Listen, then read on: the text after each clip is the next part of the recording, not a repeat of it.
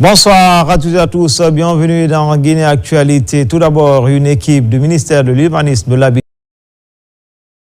et de l'aménagement du territoire est sur le terrain. La pénétrante nord de Saint-Matran accueille la délégation. C'est une autoroute qui est en cours de réalisation pour désengorger l'autoroute Le Prince. Principale recommandation, accélérer le volume des travaux. Il s'agit également d'évaluer l'état d'avancement du chantier. Maïmouna Bella Diallo, Mohamed Koya Kamara.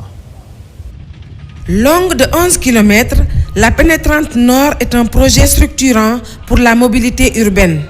En 2x2 voies, elle s'étend de Sonfonia T7 jusqu'au PK11 et comprend 3 ponts totalisant 100 mètres ainsi que 18 ouvrages hydrauliques. Les travaux sont actuellement concentrés sur un premier tronçon de 4 km confié à l'entreprise Guiter Group avec un financement déjà mobilisé. L'emprise de 40 mètres prévue pour l'infrastructure est par endroits occupée par des ouvrages d'EDG, de la SEG et de la fibre optique. On a réussi nous-mêmes, en partenariat avec le maître d'ouvrage, pour libérer l'emprise au niveau de démolition des maisons, ou bien des logements, des constructions générales.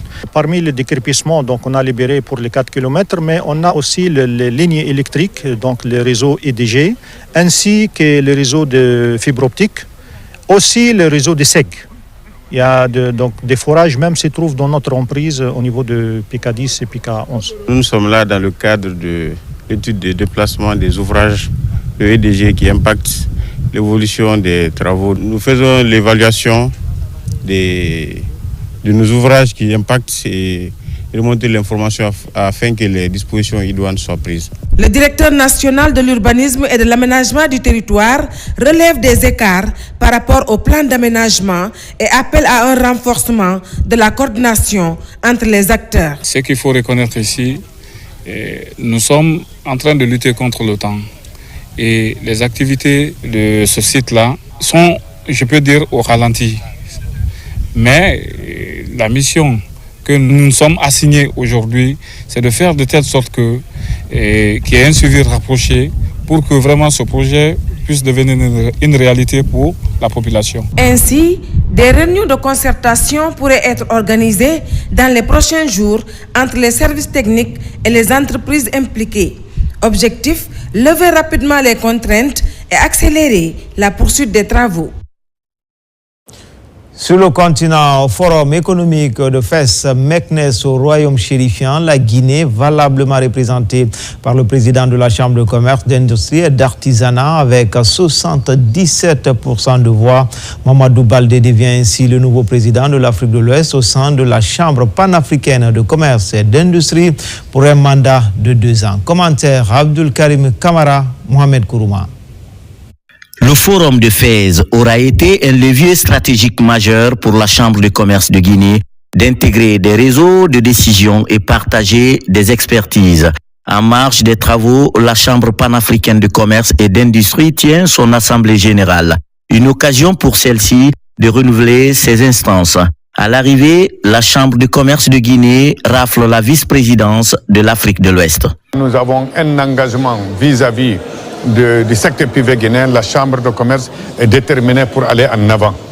Ce qui fait qu'à chaque fois, partout où la Chambre de commerce a une responsabilité de déplacement, il a obligation de résultats. Nous reconnaissons la considération, la facilitation, l'appui que le gouvernement et le président Mamadi Doumbouya accordent au secteur privé. À l'issue du scrutin, Mamadou Baldé a été élu avec 77% des voix. Une élection qui devrait permettre à la Guinée de stimuler son commerce intra-africain, de défendre les intérêts du secteur privé et d'accélérer son intégration économique à l'échelle continentale. Ça prouve encore une fois la considération, le respect et l'amitié et l'amour que les autres pays ont pour la Guinée.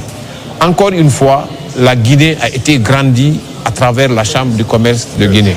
Il faudrait vraiment que sur notre plan d'action, qu'on puisse tenir compte des différents problèmes qu'on va retrouver dans chacune des zones, en plus des problèmes qu'on va retrouver partout. Le plus important, c'est qu'on puisse avancer ensemble, qu'on puisse lobbyer auprès des gouvernements, auprès des institutions internationales pour pouvoir rapporter des choses au secteur privé et aux entreprises de nos différentes régions. Basée à Addis Abeba, la Chambre panafricaine de commerce et d'industrie a pour organe suprême l'Assemblée générale, qui réunit les chambres de commerce et d'industrie nationales de 42 pays africains et s'appuie sur 4 sous-régions du continent.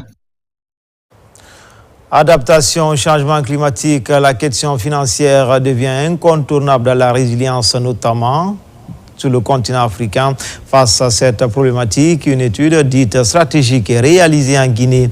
L'heure est à la validation du document ici même à Conakry. Fodé Alpha Camara.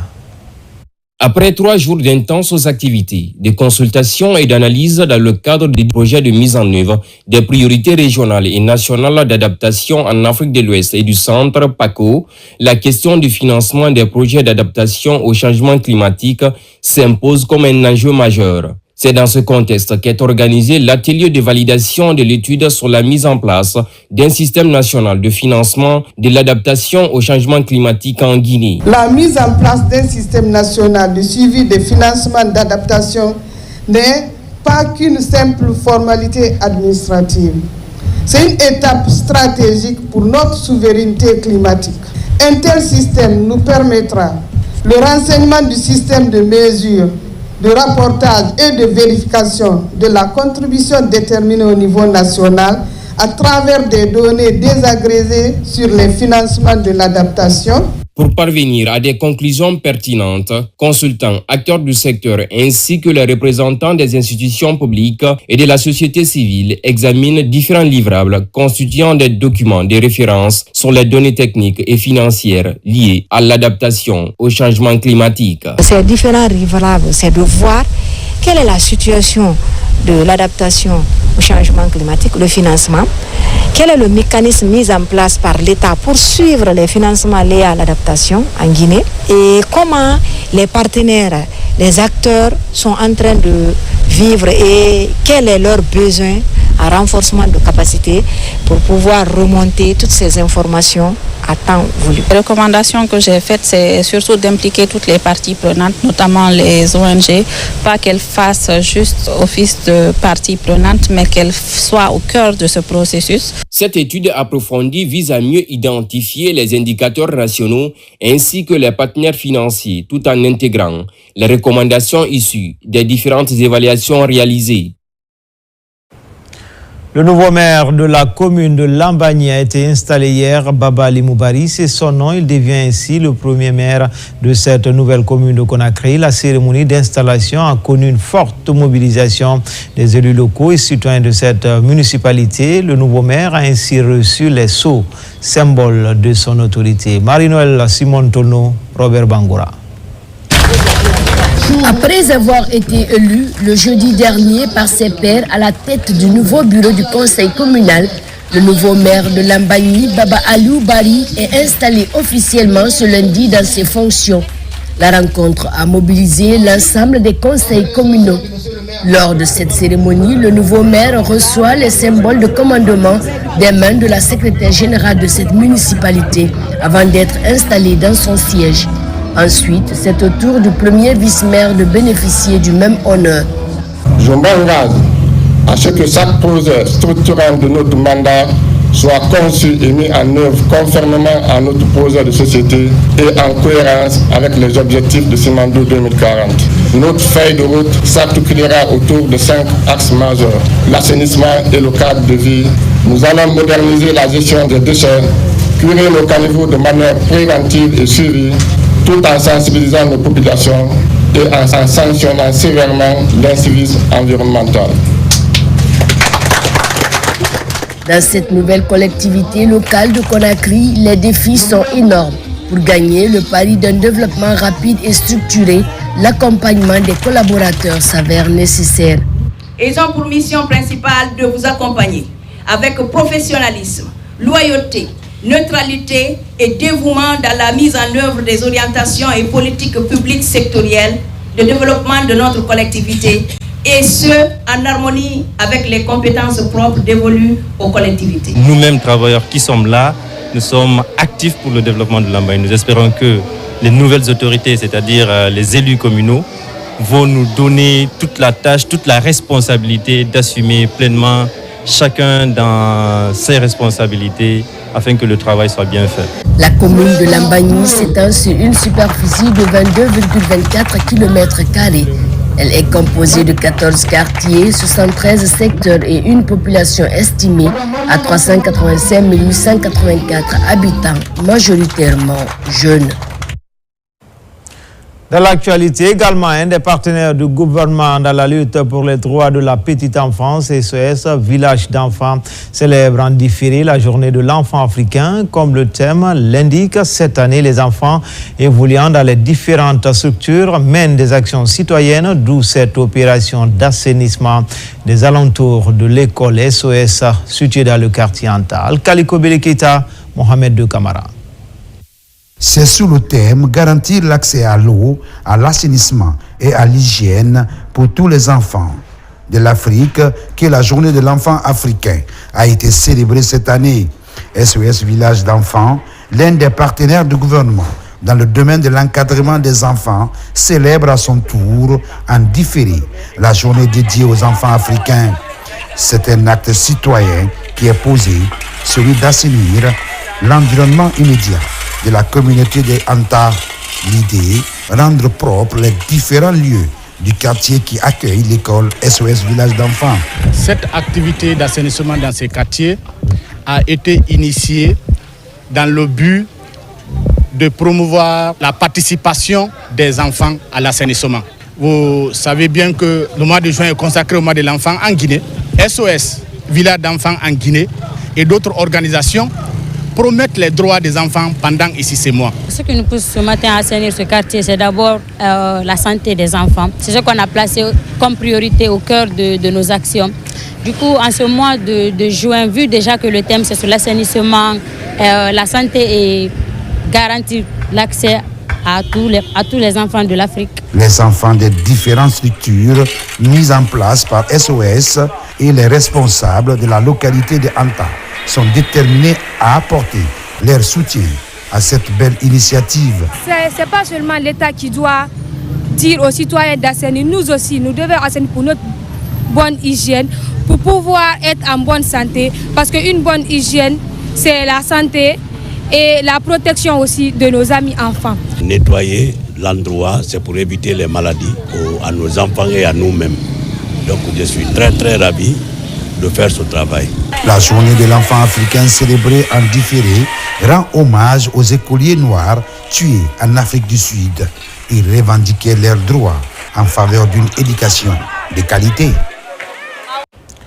Enfin, on reste toujours avec la petite enfance. Le groupe scolaire, les écoles Tété Lescotte, situées dans le quartier Taouya, commune de Ratouma, vient de célébrer sa traditionnelle semaine culturelle, une célébration haute en couleurs, marquée par un carnaval festif, des prestations artistiques, défilés, autres expositions réalisées par l'ensemble des élèves de cette école. Sekou Sissoko, Marwan Kamara.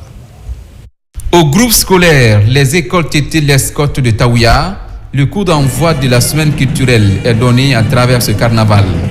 Élèves, enseignants et responsables ont défilé dans les rues du quartier de Taouya sous le regard émerveillé des riverains. Un espace d'épanouissement pour ces tout petits de développer leur esprit d'équipe et leur sens de la responsabilité. À travers ce carnaval, nous venons partager avec vous un moment de joie, de culture et de fraternité. Cette activité nous permet de développer nos talents et de renforcer les liens entre l'école et les autorités de notre commune. Ce carnaval n'est que la première étape d'un marathon culturel qui se tend dans la cour des écoles Tété Lescotte. Ici, la danse et les chants occupent une place importante dans la programmation. Des prestations artistiques variées ont permis aux élèves d'exprimer leur passion et de valoriser les différentes valeurs culturelles représentées au sein de l'établissement. À côté de l'éducation, il faut aussi laisser les enfants découvrir d'autres horizons, exprimer leurs talents. À travers cette semaine culturelle, nous avons découvert ici des enfants artistes, des enfants, des peintres en devenir des enfants qui ont fait des exploits dans le théâtre, dans le chant, dans la danse et dans bien d'autres activités culturelles. C'est pour nous notre façon d'ouvrir ces enfants sur le monde. Cette semaine culturelle vise à sortir des salles de classe pour célébrer l'identité culturelle guinéenne et surtout à transmettre des valeurs éducatives fortes, le respect, la solidarité et le goût de la découverte. C'était tout pour Guinée Actualité. Les informations reviennent à 20h30. L'actualité se poursuit également sur le www.rtgguinée.info. À tout à l'heure, Inch'Allah.